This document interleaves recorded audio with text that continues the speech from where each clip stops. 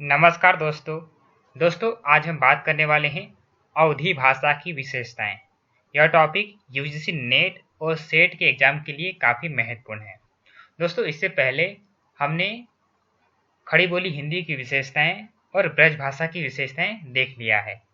दोस्तों हमने भाषा विज्ञान के ऊपर कई वीडियो बनाए हैं जिसमें हमने हिंदी भाषा की ऐतिहासिक पृष्ठभूमि, जिसमें प्राचीन भारतीय आर्य भाषा, मध्यकालीन भारतीय आर्य भाषा और आधुनिक भारतीय आर्य भाषाओं का वर्गीकरण और उनका परिचय देख लिया है। अब हम बात कर रहे हैं अवधी भाषा की विशेषताएं।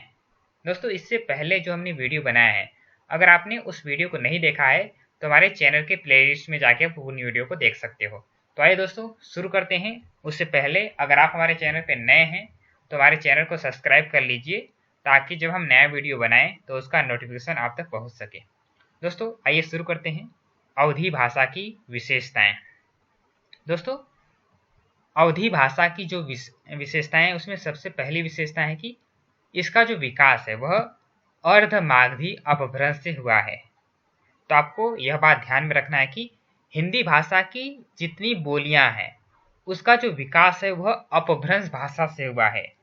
तो कौन सी भाषाओं से कौन से बोलियों का विकास हुआ है, यह बात आपको ध्यान में रखना है।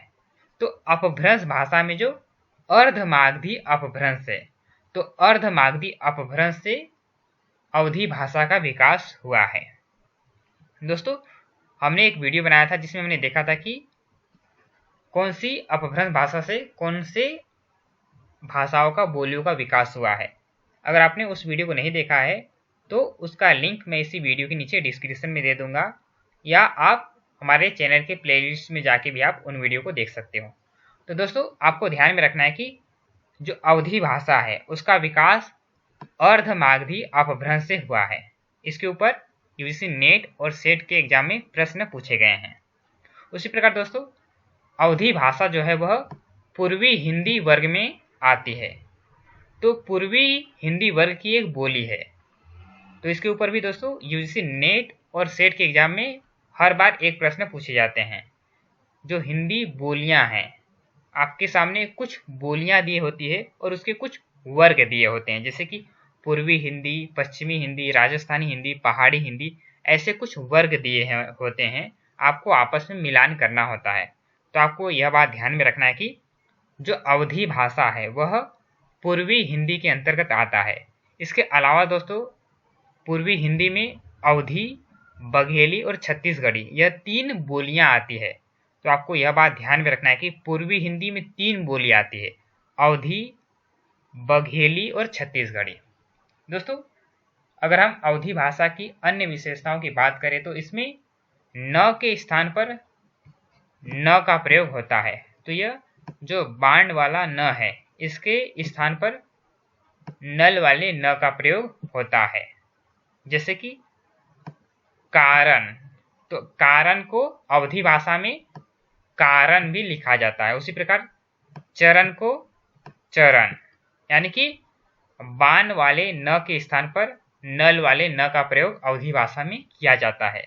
तो आप यह बात ध्यान में रखना कि जब भी कोई अवधी भाषा की पंक्ति दिए हो और उसमें ये न के यानी कि बाण वाले न की जगह और न का प्रयोग हो तो समझ जाइए कि यह अवधी भाषा है।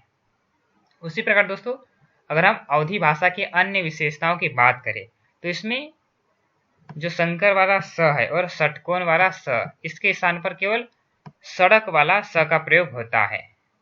आपको ध्यान में रखना कि अवधी भाषा में जो स है, सड़क वाला स, इसका ही प्रयोग होता है।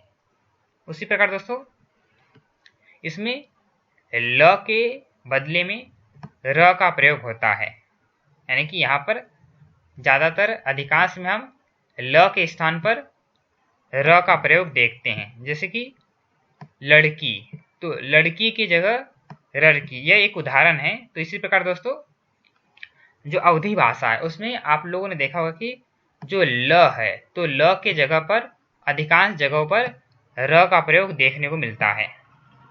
उसी प्रकार दोस्तों अगर हम बात करें तो इसमें व के स्थान पर ब का प्रयोग देखने को मिलता है। जैसे कि वन, तो वन की जगह वन, वाहन, वाहन की जगह वाहन।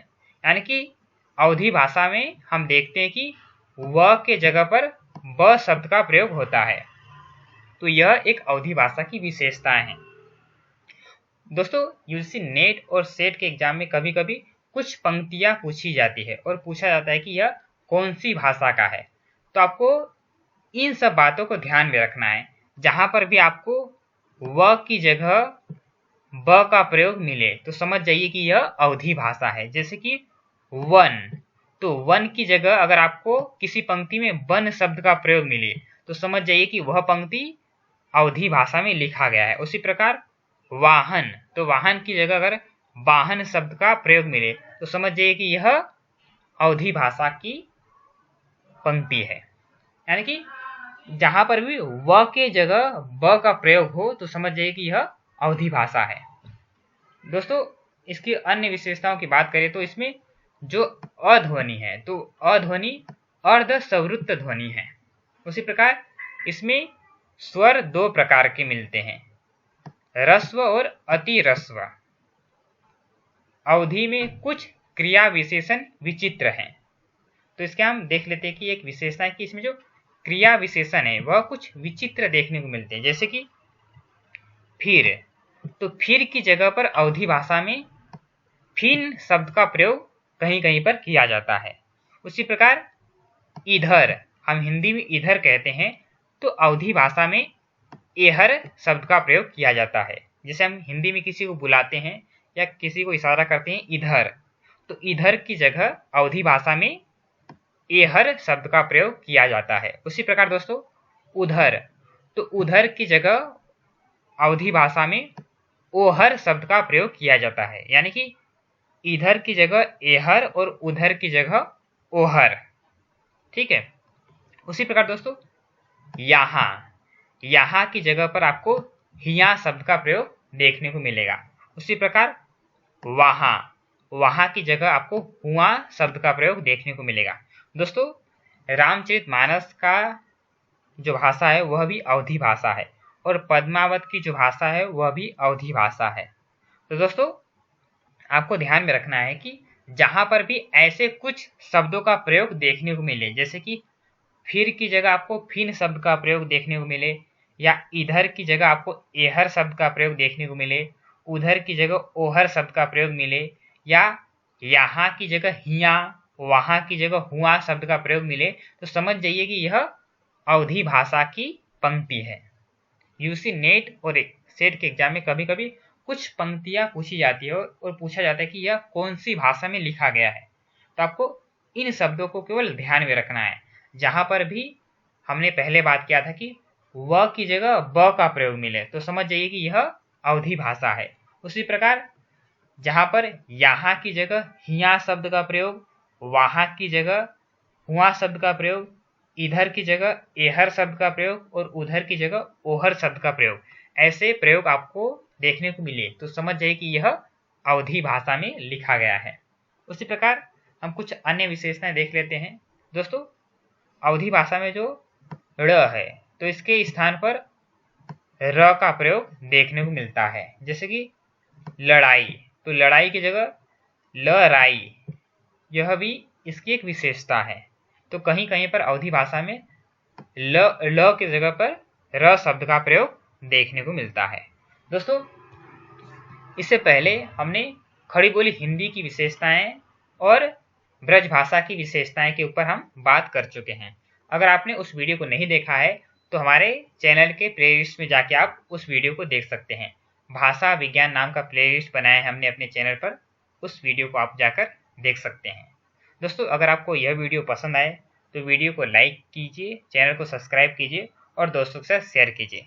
दोस्तों, आप हमारे टेलीग्राम चैनल पर भी जुड़ सकते हैं, उसका लिंक मैं इसी वीडियो के नीचे डिस्क्रिप्शन में दे दूंगा, वहां पे आप हमें ज्वाइन कर सकते हैं। धन्यवाद।